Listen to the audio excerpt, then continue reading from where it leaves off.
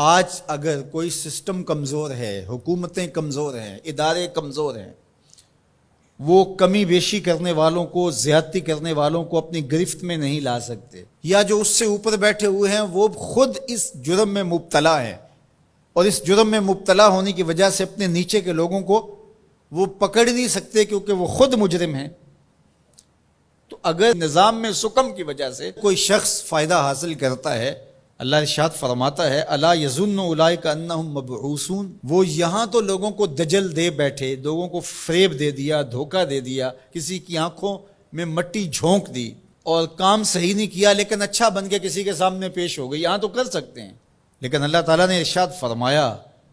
کیا وہ بھول گئے ہیں ایک ایسا دن بھی ہے جس دن وہ اٹھائے جائیں گے، لیوم عظیم، وہ بہت بڑا دن ہوگا، 50,000 سال کے برابر ایک دن ہوگا، خوف وحشت ابدان پہ طاری ہوگی، اور اتنا گرم کہ آج سورج کا رخ الٹا ہے، پھر رخ سیدھا ہو جائے گا، اب سورج بہت بلندی پہ ہے، پھر 1.25 میل کے فاصلے پہ آ جائے گا، اب زمین میں قوت جاذبہ ہے، گرمی کو جذب کرتی ہے، پھر زمین تانبے کی ہو جائے گی۔ اللہ اکبر، وہ کتنا سخت دن ہوگا جس کو قرآن نے کہا یوم عظیم، اللہ کی عظمت و جلالت کے اظہار کا دن ہوگا، لیکن میرے حضور نے فرمایا کہ 7 اشخاص ایسے ہوں گے جنہیں اللہ اس دن اپنے عرش کا ٹھنڈا سایہ عطا فرمائے۔ ان میں سے نمبر 1 امام عادل، عادل حکمران جو انصاف کے تقاضوں کو بہر صورت پورا کرتا ہے اگرچہ قریبی ہی کیوں نہ ہو۔ دوسرا شخص وشاب نشأ فی عبادت اللہ، وہ جوان جس کی جوانی اللہ کی عبادت میں گزری۔ آج تو میرے جوان کی جوانی سوشل میڈیا پہ گزر رہی ہے، آج میرے جوان کی جوانی تو گلیوں چوکوں اور بازاروں میں گزر رہی ہے۔ تیسرا شخص ورجل قلبہ معلق بالمساجد، وہ آدمی جس کا دل مسجدوں سے جڑا رہتا ہے،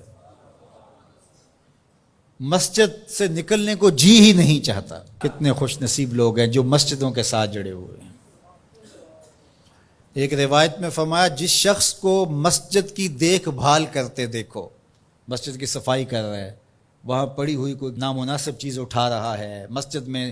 روشنی کا انتظام کر رہا ہے، مسجد میں خوشبو کا انتظام کر رہا ہے، مسجد کے کاموں میں لگا ہوا، اگر کسی شخص کو دیکھو اس کے ایمان کی گواہی دے دو، یہ بندہ مومن ہے، یہ مسلمان بندہ ہے۔ تو فرمایا چوتھا شخص وَرَجُلٌ دَعَتْهُ امْرَأَةٌ ذَاتُ مَنْصِبٍ وَجَمَالٍ فَقَالَ إِنِّي أَخَافُ اللَّهَ، وہ جوان جس کو کسی خاتون نے دعوت گناہ دی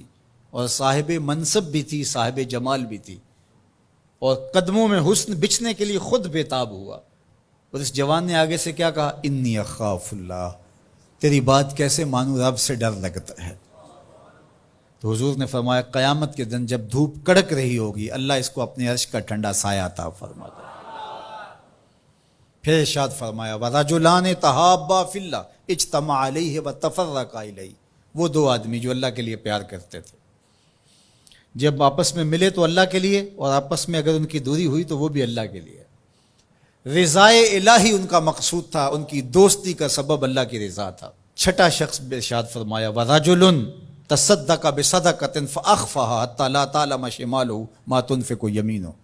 وہ شخص جس نے صدقہ کیا اور اتنے مخفی انداز میں کیا کہ جو دائیں ہاتھ نے صدقہ کیا بائیں کو خبر بھی نہیں ہوئی۔ اللہ اکبر، ہم نے اپنے بزرگوں کا یہ مزاج دیکھا ہے کہ وہ دیتے ہوئے جس کو دے رہے ہیں اس سے بھی آنکھیں نہیں ملا رہے ہوتے کہ اس کو کوئی شرمندگی نہ ہو۔ اور 7واں شخص وَرَجُلٌ ذَكَرَ اللَّهَ خَالِيًا فَفَاضَتْ عَيْنَاهُ، وہ شخص جس نے تنہائی میں بیٹھ کے اللہ کا ذکر کیا، کوئی دیکھنے والا نہیں تھا، اکیلا بیٹھا تھا اور اللہ کا ذکر کر رہا، محبت الہی کی وجہ سے اس کی آنکھوں میں آنسو امڈ آئے۔ تو میرے اور آپ کے آقا و مولا فرماتے ہیں قیامت کے دن جب کوئی سایہ نہیں ہوگا اللہ اسے اپنے عرش کا ٹھنڈا سایہ عطا فرمائے۔ اللہ ہمیں رحمت للعالمین کا صدقہ جہنم کی سختیوں سے نجات عطا کرے اور ایسے اعمال بجا لانے کی توفیق دے